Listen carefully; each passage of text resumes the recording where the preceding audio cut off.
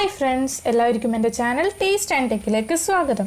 ഇതിൻ്റെ പുതിയ ചാനലാണ്, അതുകൊണ്ട് ഞാൻ അപ്ലോഡ് ചെയ്യുന്ന വീഡിയോസ് നിങ്ങൾക്ക് ഇഷ്ടപ്പെടുകയാണെങ്കിൽ ലൈക്ക് ചെയ്യണം, മറക്കാതെ സബ്സ്ക്രൈബ് ചെയ്യണം.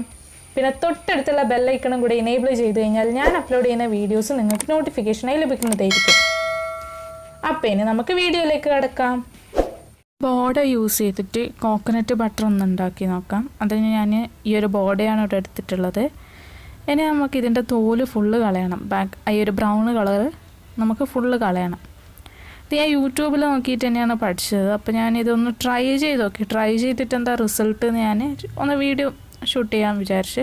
എനിക്കൊരു ഡൗട്ട് ഉണ്ടായിരുന്നു, നമുക്ക് കോക്കനട്ട് ബട്ടർ ഉണ്ടാക്കാൻ പറ്റുമോ ഇല്ലയോ എന്ന്. ഒന്നും ഇടാണ്ട് തന്നെ ഒരുപാട് യൂട്യൂബ് വീഡിയോസിൽ കാണാം, ഒന്നും ഇടാണ്ട് ജസ്റ്റ് ബോർഡ് കട്ട് ചെയ്ത് മിക്സിയിലിട്ട് അടിച്ചെടുക്കുമ്പോൾ ബട്ടർ ആവുന്നത്.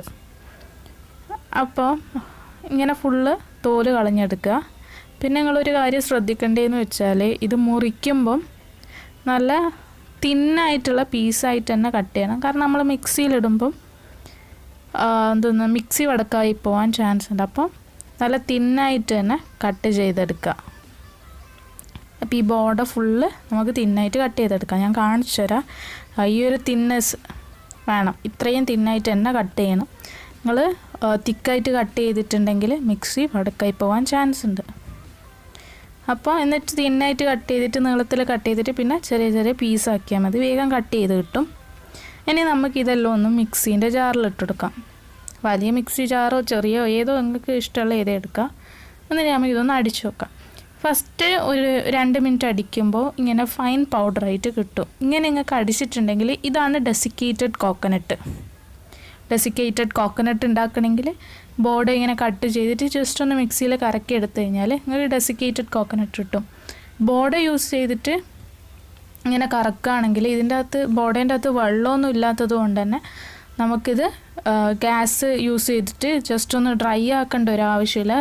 ഡയറക്റ്റ് മിക്സിയിലിട്ട് ജസ്റ്റ് ഒന്ന് കറക്കി എടുത്താൽ മതി. അപ്പോൾ ഡെസിക്കേറ്റഡ് കോക്കനട്ട് കിട്ടും. അപ്പോൾ ഞാൻ ഇങ്ങനെ തന്നെ ഒരുപാട് പ്രാവശ്യം, ഒരു 10-15 പ്രാവശ്യമെങ്കിലും ഞാനിങ്ങനെ തുറന്ന് ക്ലോസ് ചെയ്തിട്ട് ഞാൻ 10-15 പ്രാവശ്യമായിട്ട് മിക്സിയിലിട്ടിത് കറക്കിയിട്ടുണ്ട്.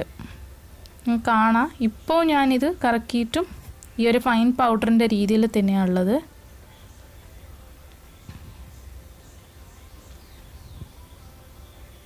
തേങ്ങ യൂസ് ചെയ്തിട്ട്, നോർമൽ കോക്കനട്ട് യൂസ് ചെയ്തിട്ട് നമുക്ക് കോക്കനട്ട് ബട്ടർ ഉണ്ടാക്കാൻ പറ്റുമോ ഇല്ലയോ എന്ന് എനിക്കറിയില്ല. ഞാൻ ഇതാണ് ട്രൈ ചെയ്ത് നോക്കിയത്.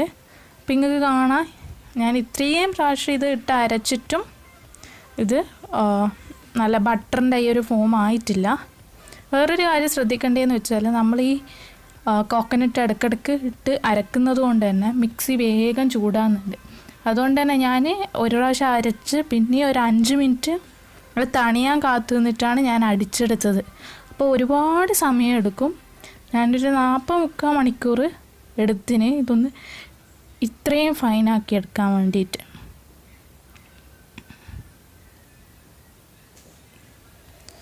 എന്നിട്ടും ഇപ്പം നിങ്ങൾക്ക് കാണാം, ഇതുവരെ ആയിട്ടും ഇത് ഫൈൻ പൗഡറിൻ്റെ രീതിയിൽ തന്നെയുള്ളത്. ഇതുവരെ കോക്കനട്ട് ബട്ടറിൻ്റെ ചെറിയൊരു ഇതുപോലും വന്നിട്ടില്ല ഇതിൻ്റെ അകത്ത്.